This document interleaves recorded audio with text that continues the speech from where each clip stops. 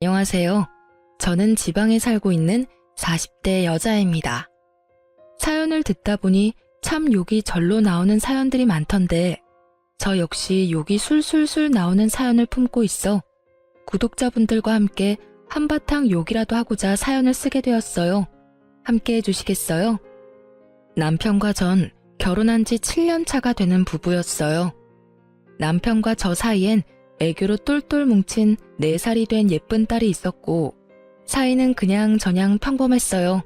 손꼽힐 만큼 인고 부부도 아니었고 그렇다고 해서 하루가 멀다고 싸우는 사이도 아니었고요. 딸은 어린이집을 다니고 있었는데 맞벌이를 하다 보니 아침엔 일찍 집에서 나서고 오후엔 늦게 집으로 돌아오게 되었는데 어느 순간부터 딸이 그 상황을 너무나도 힘들어하더라고요. 남편과 전 고민에 빠졌고 대화를 해본 결과 딸 바보인 남편이 육아휴직을 쓰고 딸을 돌봐주기로 했어요. 여보, 그냥 내가 육아휴직 쓸게. 응? 정말? 정말 당신이 쉬어도 되겠어? 우리 회사 생각보다 육아휴직에 관대하기도 하고 무엇보다 채민이가 힘들어하는데 하는 수 없지. 당신 회사는 육아휴직 내면 복직하기 힘들 수도 있다고 했었잖아. 조금 그런 분위기이긴 해.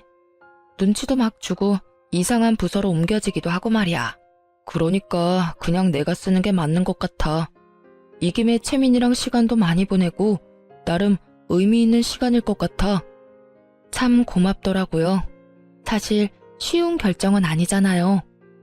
그럼에도 불구하고 흔쾌히 사실 자기는 좀 쉬고 싶었는데 잘 됐다며 자신이 휴직을 낼 테니 아무 걱정하지 말고 회사 생활 잘 하라고 응원해 주더라고요. 이제 우리 집은 가장이 저라고 하면서요.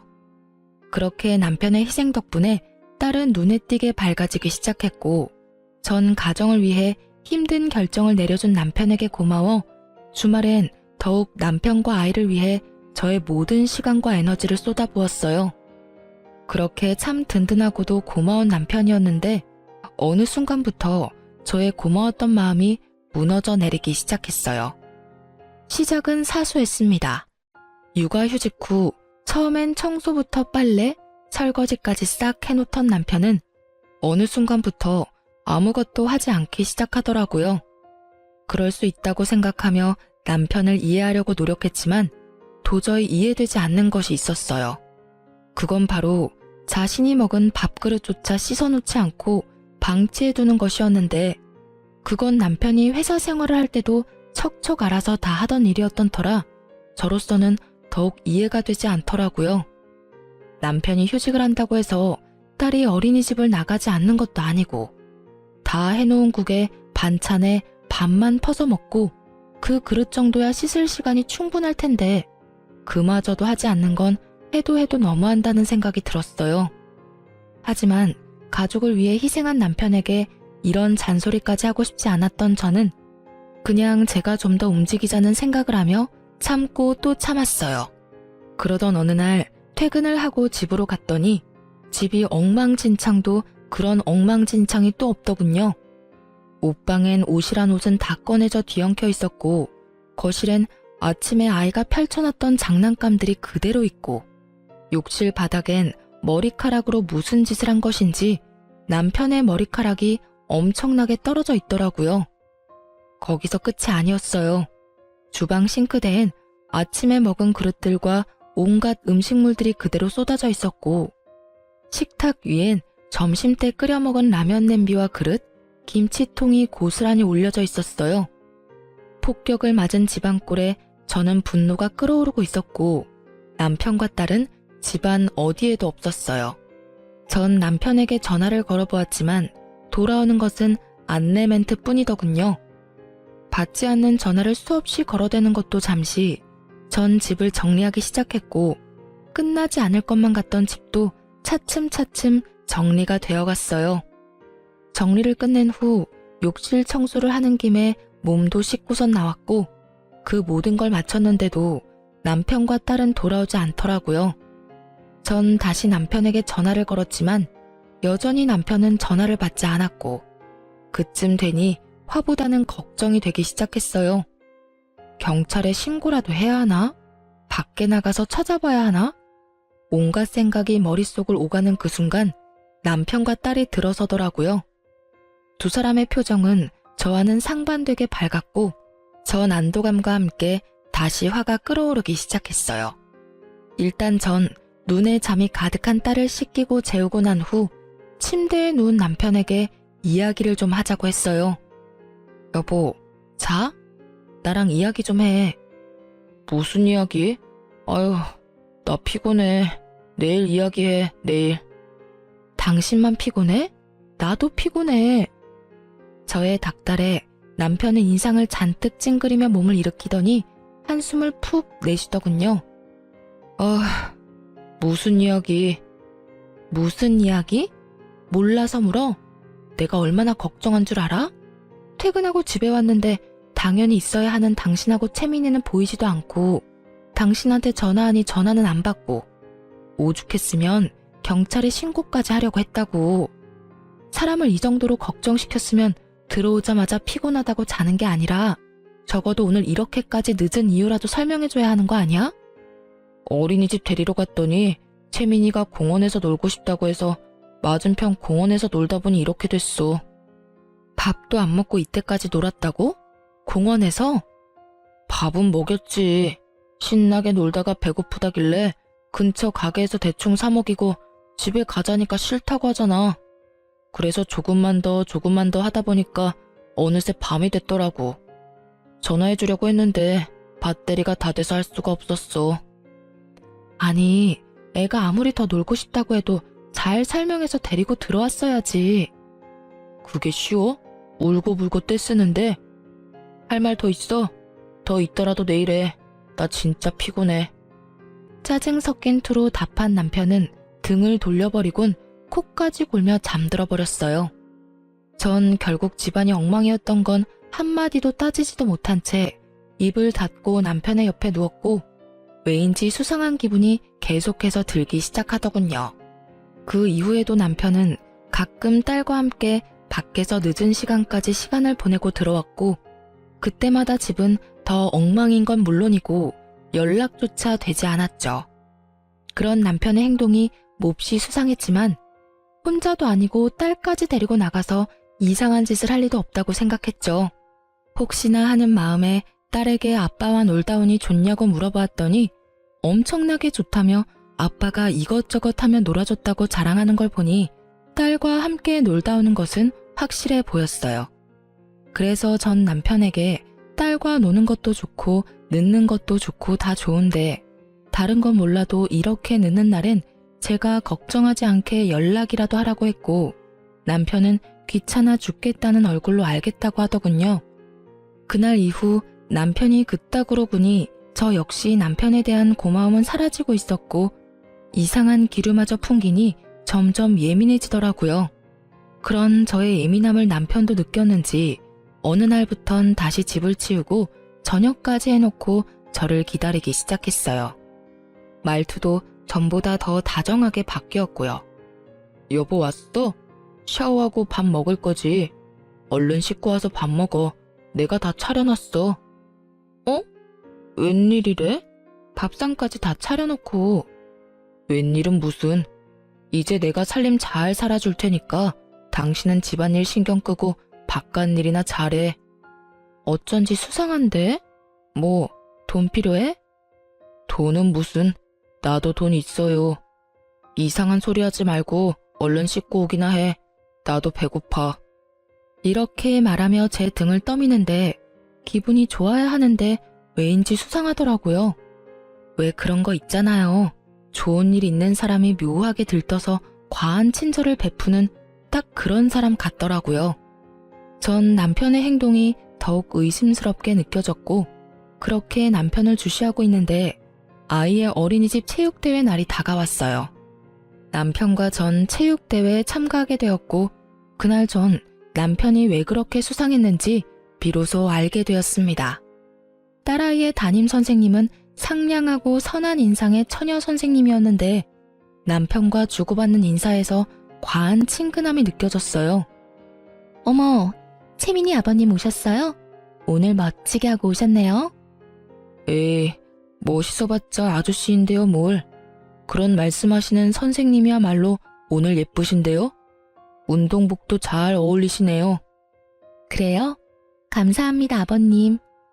그저 선생님과 학부모의 대화라기엔 친밀감이 너무 높아 보여 기분이 이상했지만 그저 등원뿐 아니라 하원까지 도맡아 해주는 아빠가 드문 경우이니 더욱 신경을 써주는가 보다 하고 생각하려고 했죠.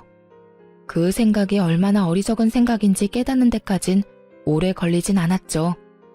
전 신경 쓰이는 마음을 누른 채 최대한 행사에 집중하려고 했고 체육대회는 끝을 향해 가고 있었어요. 드디어 마지막 경기만을 남겨두고 있었고 마지막 행사는 다름 아닌 부모님들과 선생님이 모두 참가하는 달리기 시합으로 아이는 물론 모든 선생님들이 참가하게 되었죠. 저와 남편은 참가하지 않아 멀찍이서 구경을 하고 있는데 열심히 달리던 딸아이의 담임 선생님이 발을 헛디뎌 그만 넘어지고야 마는 것이 아니겠어요? 쾅 소리와 함께 선생님은 넘어졌고 모두 걱정 가득한 시선으로 바라보는데 그 순간 제 옆에 있던 남편이 어느새 선생님의 곁에서 그 선생님을 부축하고 있더라고요. 일순간 분위기는 싸해졌고 순간적이지만 제 심장이 덜컥하고 내려앉는 기분이 들더군요. 남의 일엔 관심이라곤 없던 남편이 선생님이 넘어지는 모습을 보자마자 반사적으로 튀어나가 스스럼 없이 부축까지 하다니. 저는 차라리 눈을 감아버리고 싶었지만 최대한 아무렇지 않은 척 애써 미소를 지어 보였고 이상한 분위기를 감지한 원장님이 나서 그 선생님을 데리고 가는 바람에 상황은 일단 일단락이 되었어요. 집으로 돌아오는 길, 남편은 아무 말이 없었고 저 역시 말을 하고 싶지 않았어요. 그렇게 조용한 분위기에서 집으로 돌아왔고 오는 차 안에서 곤히 잠들어버린 딸을 침대에 눕히고 나오니 남편이 씻고 있더라고요. 떨어지는 물소리를 들으며 아무리 좋게 생각해보려고 해봤지만 생각하면 할수록 남편의 행동이 수상하고 이상했어요. 그렇게 상상의 나래를 펼치고 있는데 남편이 식탁 위에 올리고 간 휴대전화가 울리는 것이 아니겠어요? 전화를 건 상대방은 다름 아닌 딸아이 담임 선생님이었고 감사 인사라도 전하려고 그러나 하고 전화를 받으려는 순간 물기도 제대로 닦지 않은 남편이 어느새 저에게 다가와 휴대전화를 낚아채더니 화를 내기 시작하더라고요. 야, 넌 왜 남의 전화를 함부로 만져? 야라니, 남이라니요. 이때껏 아무리 화가 나도 야라는 호칭은 쓰지 않았던 남편인데 휴대전화 좀 만졌다고 불같이 화를 내니 너무 당황스럽기도 황당하기도 하더군요. 묻지도 않고 만져서 미안한데 전화가 와서 그랬어. 그런데 담임 선생님이 왜 당신한테 전화를 하는 거야? 따로 전화할 일이 뭐 있다고? 감사 인사 정도야 문자로 해도 되고 굳이 전화할 일이 없잖아. 그걸 내가 어떻게 알아? 내가 전화 걸었어? 하여튼 2번 다신 남의 물건에 손대지 마. 알겠어? 더욱 화를 내던 남편은 다시 욕실로 들어가 버렸고 전 차분하게 머릿속을 정리했어요. 지나치게 친근해 보였던 두 사람. 선생님이 넘어지자마자 반사적으로 튀어나가 서슴없이 부축하던 남편의 손길. 그리고 방금 전화까지. 설마는 확신이 되어갔고 그럴수록 전 더욱 차분해졌죠. 생각이 정리될 때쯤 남편이 나왔고 남편에게 묻고 싶은 이야기는 많았지만 참고 또 참으며 최대한 아무렇지 않게 남편을 대했어요. 평소와 다름없는 제 모습에 남편은 안심이란 걸 하는 듯했고 그렇게 주말이 지나 월요일이 되었죠.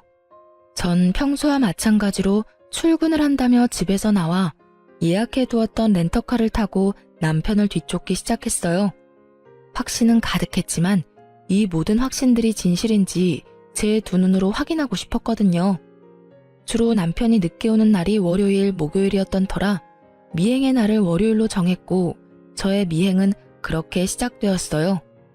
오전엔 이상할 것 없이 평범하게 흘러가더군요. 딸을 어린이집에 데려다준 남편은 곧바로 집으로 돌아왔고 어떤 외출도 없이 집에서 시간을 보냈어요. 문제는 딸이 하원하고 난 후부터 이어지더군요. 딸이 하원을 하고 난 후 어린이집 놀이터에서 놀던 두 사람은 선생님이 퇴근할 시간에 맞춰 서둘러 차를 타고 출발하는 거 아니겠어요? 그렇게 출발한 차는 어린이집이 보이지 않을 거리에 멈춰섰고 어디선가 나타난 선생님이 그 차에 자연스럽게 타는 것을 보게 되었죠. 그 뒤로 이어진 상황들은 경악스러움의 연속이었어요. 딸은 아무것도 모른 채 그저 아빠와 선생님이 놀아주니 행복해 보였고 두 사람은 마치 부부처럼 아이의 시선을 피해 손을 잡고 당당하게 외도를 저지르고 있더라고요. 모든 것을 제 두 눈으로 확인하던 그 순간 그때서야 남편의 행동이 다 이해가 되기 시작했어요. 어린이집에서 운행하는 버스를 태워서 등하교 시키는 것이 더 편할 텐데 굳이 본인이 딸의 등하교를 시키겠다고 우기고 나선 것부터 해서 넘어진 상간녀를 불이 나게 일으켜 세우던 일까지, 그리고 옷방이 그리도 엉망이 된 것도 딱 맞아떨어지더라고요. 그때의 제 심정은 정말 말로 설명할 수 없는 기분이었어요. 제 예상이 모두 맞아 역시 그럴 줄 알았다 싶다가도 정말 남편이 다른 사람도 아닌 아이의 담임 선생님과 외도를 저지르고 있었단 사실이 믿기지 않더군요. 이혼을 해야 하는 것이 분명하지만 아빠를 너무 사랑하는 딸에게 이혼이라는 것을 어떻게 이해시켜야 하나 싶고, 그렇다고 모든 것을 덮고 그냥 살기엔 제가 알아버린 것은 너무 많았죠. 두 연놈의 다정한 모습을 찍은 사진들을 몇 번이고 되돌려보며 고민 또 고민했지만 결론은 이혼이 답이라는 것이었어요. 결론이 나자 머리가 맑아졌고 전 증거 수집에 박차를 가했어요. 남편의 블랙박스가 정말 대박 중에 대박이더군요. 그곳엔 두 사람의 계획뿐 아니라 상간녀의 계획도 녹음되어 있었어요. 남편과 상간녀는 그 와중에 아이가 신경이 쓰이긴 했는지 호칭은 아버님, 선생님으로 하고 존댓말도 꼬박꼬박 하고 있더라고요. 아버님, 그래서 이혼은 하시는 거죠? 그럼요, 선생님. 곧 이야기 꺼내려고 하고 있어요. 우리 채민이만 아니면 당장 이혼하면 되는데 채민이를 데리고 와야 하니까 시간이 좀 걸리네요. 제대로 된 약점이라도 잡아야지 양육권을 가지고 올 수 있을 텐데 그게 쉽지는 않네요. 하긴 그렇긴 하겠네요. 그래도 노력 좀 해줘요. 저도 채민이랑 꼭 같이 살고 싶으니까요. 그렇게 말해줘서 고마워요, 선생님. 한번 갔다 온 것도 미안한데 채민이까지 받아주고. 내가 이혼만 하고 나면 정말 잘해줄게요. 선생님이 후회하지 않도록 정말 잘할 거예요. 그러니까 조금만 더 기다려줘요. 거북하기 짝이 없는 대화가 오가고 이내 남편은 화장실을 간다며 차에서 내리고 상간녀가 자신의 엄마와 통화를 하기 시작했어요. 엄마. 괜찮아. 잠시 화장실 갔어. 채민이? 채민이도 같이 있지. 피곤했는지 아까부터 자. 결혼? 일단 좀 기다려봐. 이혼을 해야 결혼을 하든 말든 하지. 채민이 정말 키울 거냐고? 내가 미쳤어? 내가 애를 왜 키워? 그것도 남의 새끼를. 그 사람이 워낙 딸을 예뻐하니까 일단 키운다고 말만 하는 거지. 그래야 이혼을 할 거 아니야. 일단 이혼시키고 결혼하고 나면 임신부터 서둘러서 하고 뱃속에 애 핑계대면서 채민이 시댁에 보내버릴 거야. 들킬 일 없다니까. 그 여자 눈치라고는 없어서 체육대회 때 그런 일까지 있었는데도 아무것도 모르고 있다고 하더라니까. 심지어 내가 그이한테 전화한 것도 다 봤는데도 여전히 모른다고 하던데. 그러니까 그런 걱정은 하지도 마. 엄마 어린이집엔 피해 안 가도록 우리가 알아서 할 테니까. 엄마는 그저 어린이집 어떻게 확장할지 그 계획이나 잘 세우세요. 알고 보니까 그의 능력만 좋은 게 아니라 집도 잘 살더라니까. 내가 시집가서 아들 하나만 딱 낳아주면 게임 끝이라니까. 그래. 그러니까 엄마는 아무 걱정하지 말고 어린이집 계획이나 잘 세우세요. 나한테 물려줄 어린이집 잘 키워달라고요. 그이 온다. 이만 끊어. 참 대단한 여자더라고요. 유부남 꼬셔서 이혼시키는 것도 뻔뻔하다 싶은데 애까지 뺏어가다뇨. 심지어 그 애는 바로 시댁에 버릴 계획까지 세우고 있다니. 거기다 명색에 어린이집 원장이라는 여자는 자기 딸을 말리기는커녕 이 미친 계획을 돕고 있었다니 정말이지 제대로 난년이긴 하더라고요. 그 뒤로는 굳이 들어보지 않아도 뻔했기에 더는 듣지 않았어요. 이미 다스릴 수 없을 만큼 화가 나 치가 떨려왔고 남편도 남편이었지만 상간녀만큼은 절대로 용서할 수 없는 지경이었어요. 전 확실하게 하기 위해 며칠에 걸쳐 증거들을 더 모았고 변호사를 만나 상담까지 마쳤어요.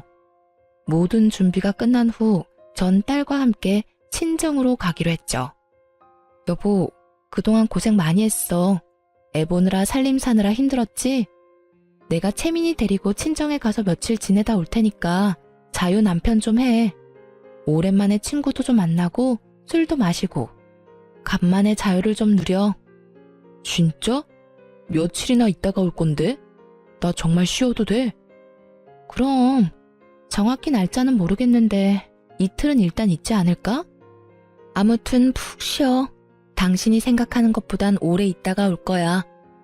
제 말에 남편의 얼굴엔 웃음꽃이 피었고 전 입이 귀에 걸린 남편을 뒤로한 채 친정으로 와버렸어요.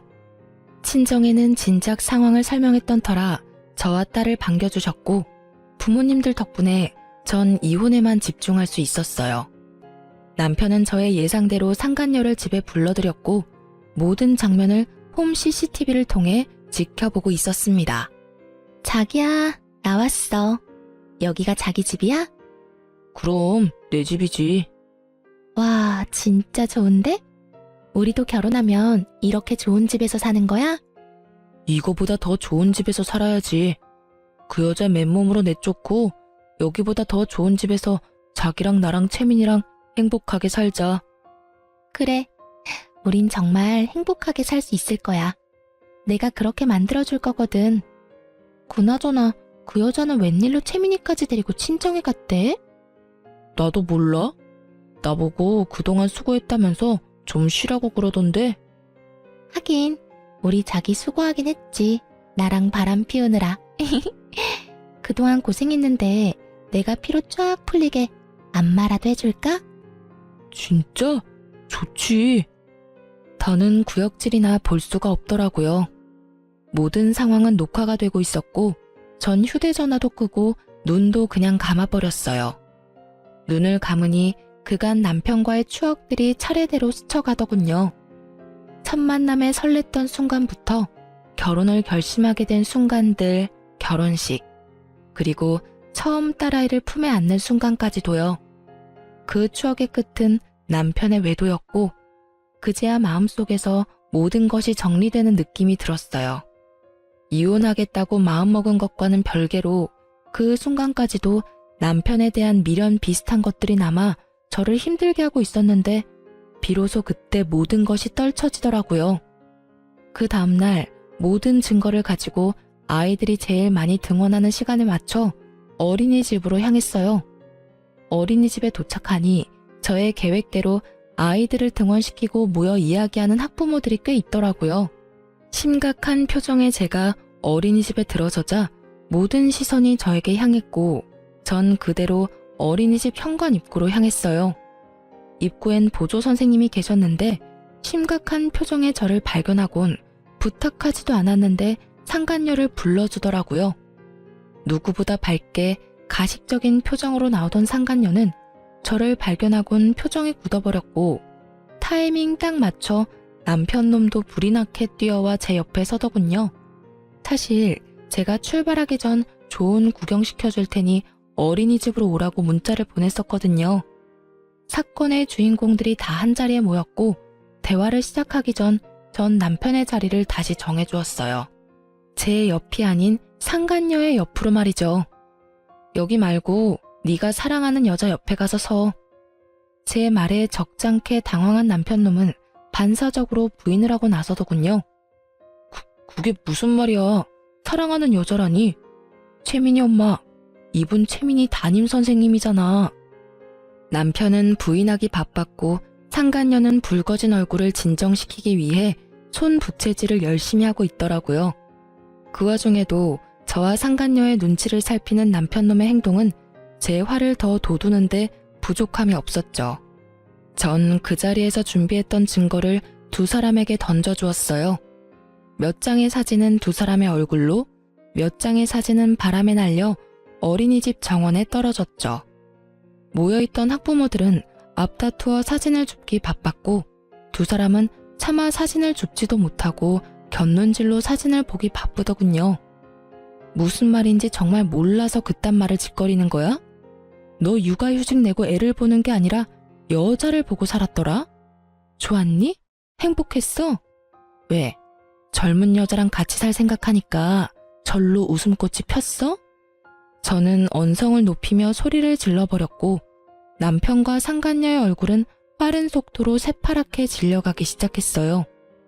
큰 소리까지 치며 난동 아닌 난동을 부리는 저로 인해 무슨 일인가 싶었던 다른 선생님들이 밖으로 나오고 많이 흥분한 듯한 저를 말리는가 싶더니 떨어진 사진들을 발견했는지 저마다 입을 가리며 경악을 금치 못하더라고요. 어머, 이게 다 뭐래요? 이거 채민이 아버님이랑 정 선생님 아니에요? 에이, 설마요. 어떻게 그런 짓을 해요? 아니라고 하기엔 지금 분위기가 좀 그렇잖아요. 많이 놀란 선생님이 저마다 한마디씩 하는 사이 기다리던 사람이 뛰어나오더군요. 그 사람은 바로 이 어린이집의 원장이자 상간녀의 엄마였어요. 이게 다, 채민이 어머님, 정말 죄송합니다. 이런 일이 일어나고 있는지 정말 꿈에도 몰랐어요. 정말 죄송합니다.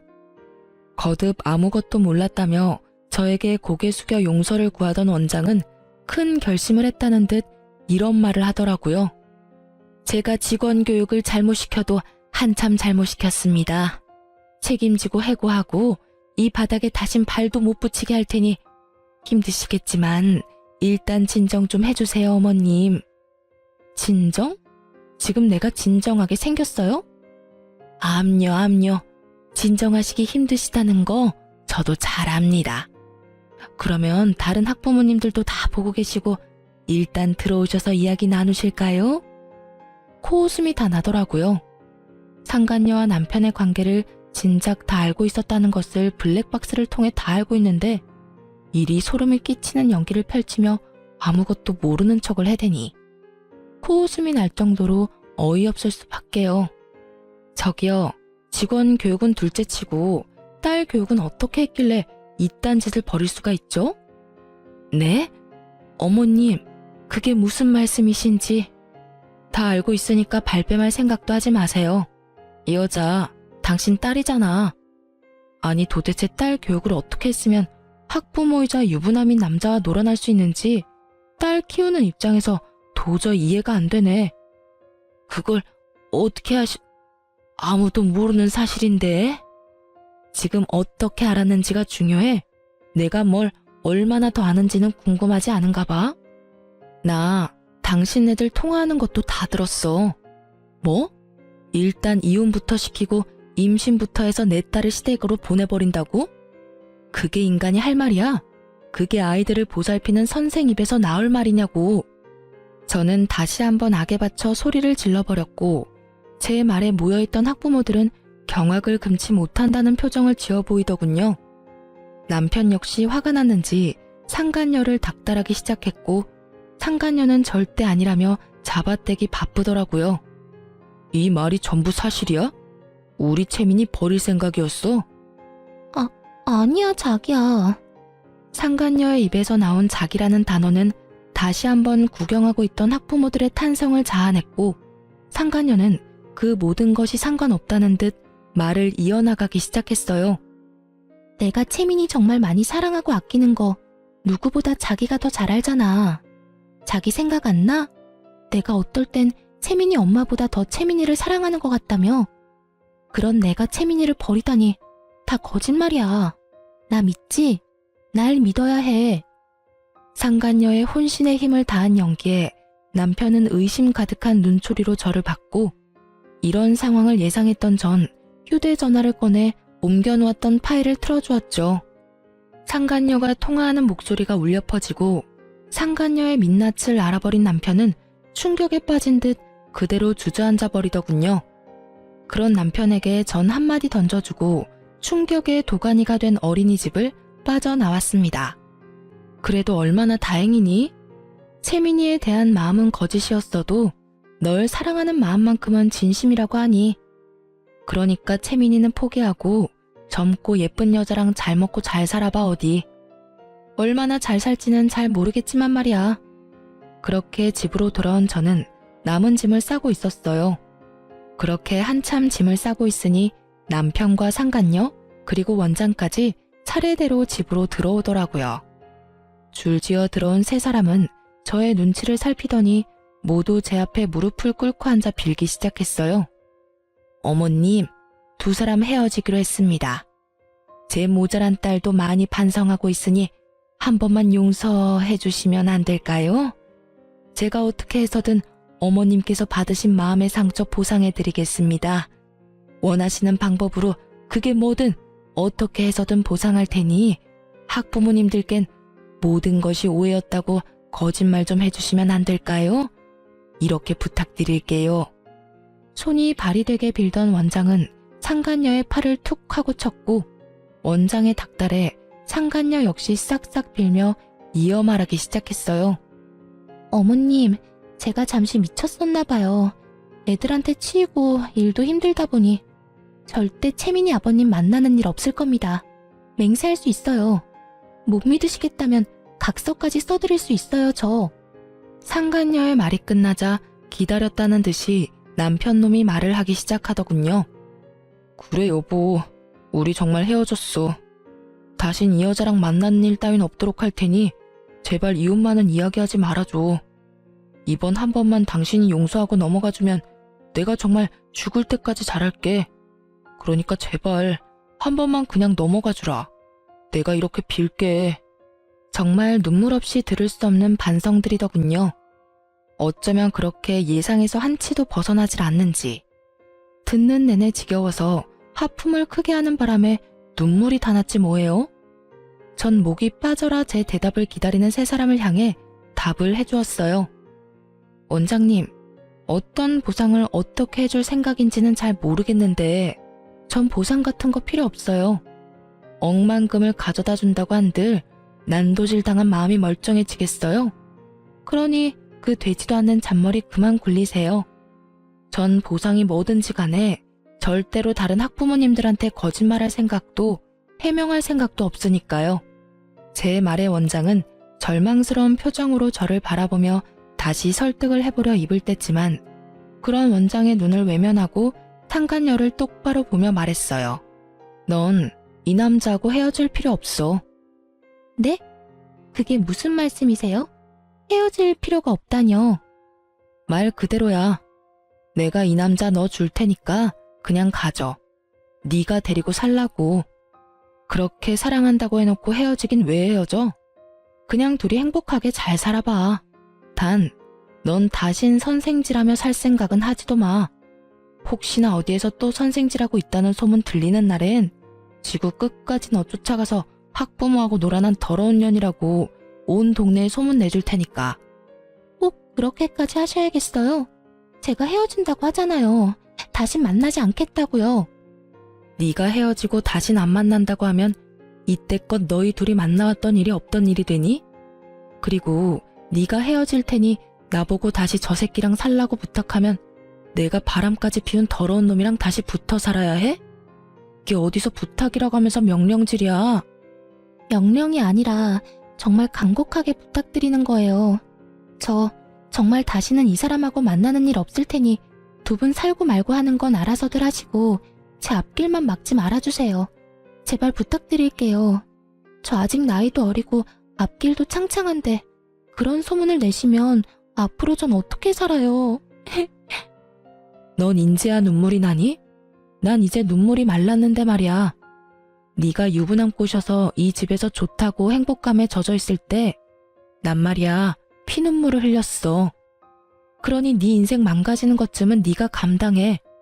망가진 내 인생도 나 혼자 감당하고 있는데 내가 네 인생까지 신경 쓸 틈이 있겠어? 상간녀는 흐느끼는 소리를 내며 펑펑 울기 시작했고 전 그런 상간녀를 외면한 채 마지막 남편에게 말했습니다. 당신이 제일 어이없어. 그거 알아? 뭐? 이딴 짓까지 해놓고 이혼만은 이야기하지 말라고? 머리에 총 맞았니? 그렇지 않고서야 어떻게 그런 말을 나한테 할 수가 있어. 일을 이 지경까지 만든 사람이 누군데? 난 무슨 일이 있어도 너 같은 인간이랑은 못 살아. 이혼은 무조건 할 거고 채민이는 당연히 내가 키울 거야. 여보. 그 더러운 입으로 여보라고 부르지도 마. 소름 끼치니까. 아, 내가 채민이는 보여주긴 할 건데 그 역시 내가 정할 거고 만날 수 있는 횟수도 많진 않을 거야. 그 정도는 감당해야 하지 않겠어? 제 말이 끝나자 세 사람은 저마다 할 말이 많아 보였지만 전 짐을 챙겨 집에서 나와 친정으로 와버렸고 친정까지 찾아오는 건 겁이 났는지 더는 쫓아오진 않더군요. 전 친정에서 부모님의 도움을 받으며 이혼과 함께 상간녀 소송을 진행했고 그 과정은 정말 길고도 험했습니다. 하지만 과정이 힘들었던 만큼 제가 원하는 결과를 얻게 되었고 무엇보다 양육권을 지킬 수 있게 되어 참 다행이었어요. 이혼을 하고 난 후 해당 어린이집은 원장 딸이 학부모와 놀아났다는 소문이 빠르게 퍼져 1년도 안 되어 문을 닫게 되었고 더러운 소문에 휩싸였던 어린이집이라 선뜻 맡겠다는 사람이 나타나지 않는다고 하더군요. 그 덕에 원장은 그 비싼 월세를 울며 겨자 먹기로 내야만 했고 어린이집을 연 지 1년도 채 되지 않았던 터라 투자금도 회수하지 못한 채 문을 닫게 된 원장은 거의 알거지 신세가 되었다는 소식을 들을 수 있었어요. 상간녀 역시 업계에 소문이 다 퍼져 취업이 어려울 것이라고 하고요. 이러나 저러나 저에겐 참 통쾌한 소식이더군요. 그렇게 저의 채증을 시원하게 날려주는 소식들이 전해지는 동안 시댁에서도 모든 사실을 알았는지 전화가 왔더라고요. 모든 상황을 이제서야 아셨다며 저를 대신해 전 남편 욕을 해주시더군요. 채민어미야, 이야기 다 들었다. 어떻게 이런 일이 있을 수가 있는지 마음고생 많이 했지? 아, 처음 알았을 땐 많이 힘들었는데 이혼하면서 마음 정리를 해서 그런지 이제 많이 괜찮아졌어요. 매번 괜찮다고만 하니 정말 괜찮은 건지 아니면 그냥 괜찮다고 하는 건지. 며칠 전에 그 녀석이 집으로 찾아왔더구나. 젊은 여자 손을 잡고 왔길래 무슨 일인가 싶었는데 그때 모든 사실을 다 털어놔서 우리도 알게 됐어. 낯짝도 두껍지. 아무리 부모 앞이라도 부끄러운 것도 모르고 잘도 그 여자를 데리고 와선 말도 안 되는 소리를 늘어놓는데 정말 마음 같아선 뱃속에 다시 넣어버리고 싶었어. 어머님, 아버님 많이 놀라셨겠어요. 놀라기만 했겠어? 나도 나지만 영감이 화가 많이 나서 난리가 났었지. 그 사달을 냈으면 둘이 쥐 죽은 듯이 숨어 살 생각은 못할 망정 둘이 손까지 잡고 나타나서 뭐라고 하는 줄 아니? 글쎄 우리를 모시고 살고 싶다고 하더구나. 말이 모시고 사는 거지 우리가 바보야? 그 시꺼먼 속내 하나 모르게? 모시고 살면서 제 아비 재산이나 야금야금 축낼 생각이 훤히 보이는데 내가 정말 기가 다 막혔단다. 그래서 난 물 한 바가지를 퍼다 부어줬고 영감은 연을 끈차고 으름장을 놔버렸어. 아휴, 우리도 이렇게 속이 문드러지는데 네 속은 어땠겠어? 전 이제 정말 괜찮아요. 어머님, 아버님이 더 속상하셨겠어요. 자식이라곤 그 사람 한 명인데 그리 영까지 끊어버리시고요. 우린 속이 다 시원하다고 했다. 그깟 자식 없는 걸로 치고 사는 게 차라리 나아. 그딴 놈 끼고 살아봤자 노후에 대접이나 해주겠어? 짐짝 취급이나 하겠지. 그러니 우리 걱정은 말고 너나 잘 살아. 평소에도 딸을 복덩이라고 부를 만큼 아이를 사랑해 주셨던 시댁이었던 터라 다른 것도 아닌 전 남편의 외도로 인한 이혼은 시댁에서 용납할 수 없는 짓이었죠. 취약한 꿍꿍이를 가지고 합가하려고 했지만 그 자리에서 모진 수모를 겪고 쫓겨났다는 이야기를 들을 수 있었죠. 그러면서 저를 위로해 주시는데 그제서야 눈물이 나더라고요. 그렇게 한참을 울고서야 전 감사의 마음을 전하고 전화를 끊을 수 있었어요. 합가의 꿈마저 허공에 날려버린 전 남편은 저희가 살던 집을 처분해 저에게 위자료를 주고 남은 돈으로 작은 집을 얻어 상간녀와 함께 살고 있다고 하더군요. 하지만 그조차도 전 남편이 바라던 삶의 모습은 아닌 듯 했어요. 한 번은 딸 때문에 어쩔 수 없이 전 남편과 함께 밥을 먹어야 하는 날이 있었는데 저의 손을 잡더니 이런 말을 다 하더라고요. 나 그 여자랑 도저히 못 살겠어. 그래서 하는 말인데 당신이 나 좀 다시 받아주면 안 될까? 나 말고 채민이 봐서라도 마음 한 번만 돌려주라. 응? 이 무슨 어이없는 말인지 모르겠더라고요. 아이를 생각한다는 인간이 아이의 선생과 바람이나 가정을 산산조각은 내놓고 이제 와서 아이를 들먹이며 재결합을 하자니요. 거기에다 이혼 후 반성하며 혼자 사는 것도 아닌 버젓이 다른 여자와 살림을 차려놓고선 이제와 받아달라고 애원하는 꼴이라니. 정말 기가 막히더군요. 전 남편의 말을 듣자마자 재빨리 전화기를 꺼내 상간녀에게 전화를 걸었고 이 모든 사실을 빼놓지 않고 그대로 상간녀에게 전해줬어요. 여보세요? 지금 당신과 함께 사는 남자랑 만나서 밥을 먹고 있는데 이 인간이 글쎄 당신 같은 여자랑 도저히 못 살겠다고 다시 받아달라고 애원하네요? 혹시 합의된 상황인가요? 이런 저의 행동을 보던 전 남편은 제 휴대전화를 거칠게 빼앗아 소리를 지르며 화를 내더군요. 너 이게 뭐 하는 짓이야? 아무리 그렇다고 해도 그 여자한테 전화를 하면 어떡해? 너 미쳤어?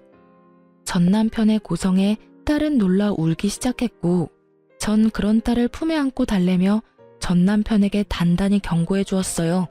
또다시 그런 말도 안 되는 소리를 짓거렸다간 그 여자랑 삼자대면이라도 하게 될 테니 두 번 다신 헛소리할 생각도 하지 마. 이렇게 말한 저는 자리를 떠버렸고 그 후론 예상치 못한 소식이 들려왔어요. 그 소식은 상간녀와 전 남편의 소식이었는데 저의 전화로 시작된 두 사람의 불화는 사그라지기는커녕 점점 커져만 갔고 결혼식까지 올린 두 사람은 1년도 채 되지 않아 이혼을 하게 되었다고 하더군요. 이혼을 하며 상간녀에게마저 위자료를 뜯긴 전 남편은 더욱 작은 집으로 옮겨갔고 상황이 어려워지자 그렇게 사랑한다던 딸의 양육비마저 들어오지 않기 시작했어요. 때마침 딸은 전 남편이 소리를 지르며 악을 쓰던 모습이 뇌리에 박혀버렸는지 전 남편과 만나는 것을 힘들어하기 시작했죠. 이혼을 할 당시 양육비를 주지 않으면 딸과 만나지 못할 거라는 각서를 썼던 터라 잡음 없이 전 남편에게 보여주지 않게 되었고 전 남편 역시 찾아오는 일은 없었어요. 그렇게 사랑한다고 하루라도 못 보면 죽을 것처럼 굴더니 힘들어지니 바로 딸부터 버리는 꼴이 한심하면서도 참 그 인간 말종에게 잘 어울리는 짓거리라고 생각했네요. 그렇게 완전히 전 남편과의 연을 끊어버린 전 딸과 함께 아주 잘 지내고 있습니다. 이혼 직후 친정에서 지내던 저희 모녀는 얼마 전 친정에서 가까운 곳으로 집을 얻어 딸과 함께 살아가고 있어요. 혼자 아이를 키운다는 것이 생각보다 더 힘든 일이지만 딸의 밝은 미소를 보면 그 어떤 어려운 일이라도 충분히 해낼 수 있을 것만 같아요. 얼마 전엔 전 남편이 양육비를 주지 않고 있다는 소식을 들으셨는지 전 시어머니에게서 연락이 와 만나게 되었어요. 어머님이 저희 딸을 꼭 안아주시며 손녀와 한참을 이야기 나누시더니 저에게 통장을 하나 내미시더라고요. 재미너미야, 이거 바꿔라. 이게 뭐예요, 어머님? 이거 채민이 통장인데 언제부터 만들어 놓고선 이제서야 주는구나. 채민이 통장이요? 그래, 우리가 채민이한테 미리 주는 유산이야. 너한테 주는 거 아니고 채민이한테 주는 것이니 행여나 돌려줄 생각은 하지 말고 그냥 받아두거라. 전 주신 통장을 열어보았고 그 안엔 생각보다 꽤 큰 금액이 들어있더라고요. 재민이 아빠가 양육비도 못 주고 있다는 이야기를 이제서야 알게 되었단다. 혼자 감당하는 게 쉬운 일이 아니었을 텐데 넌 그런 일이 있었으면 진작 연락을 했어야지. 하긴 네가 그런 일로 연락할 사람 같았으면 이혼할 때 진작 우리한테 연락해서 한몫 크게 받아갔겠지. 어찌 그리 욕심이 없어? 네가 힘들다고 했으면 우리가 진작 나서서 도왔을 텐데. 생각하시는 것처럼 힘들지 않았어요. 위자료 받은 것도 있고요. 위자료 해봤자 얼마나 한다고. 잔말 말고 받기나 해. 어머님, 이건 너무 많아요. 제가 웬만하면 채민이 앞날 생각해서 그냥 받으려고 했는데 이건 너무 과해요. 그냥 이거 넣어두시고 제가 너무 힘들어서 안 되겠다는 생각이 들면 그때 연락드릴게요. 그때 가서 조금 힘이 되어주세요. 화하기는 무슨. 네가 아직 세상 때를 덜 묻었구나. 조금 더 살아봐.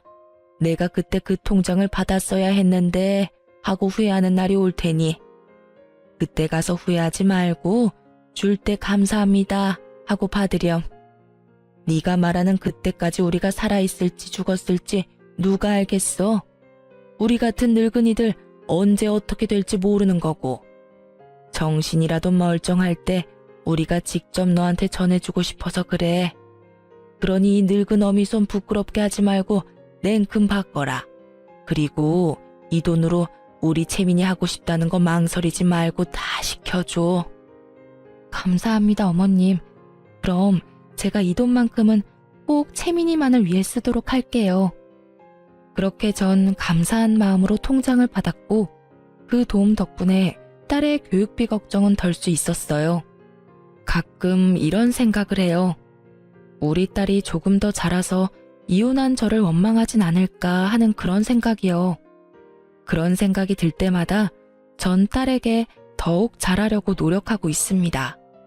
제가 더 잘하고 더 잘 보살피면 원망의 마음이 이해의 마음으로 변할 수도 있지 않겠어요? 앞으로도 전 딸과 함께 더 많은 것을 보고 더 많은 것을 경험하며 그렇게 함께 지내볼 예정이에요. 이로써 저의 사연은 끝이 났네요. 긴 시간 저의 사연 들어주셔서 감사합니다.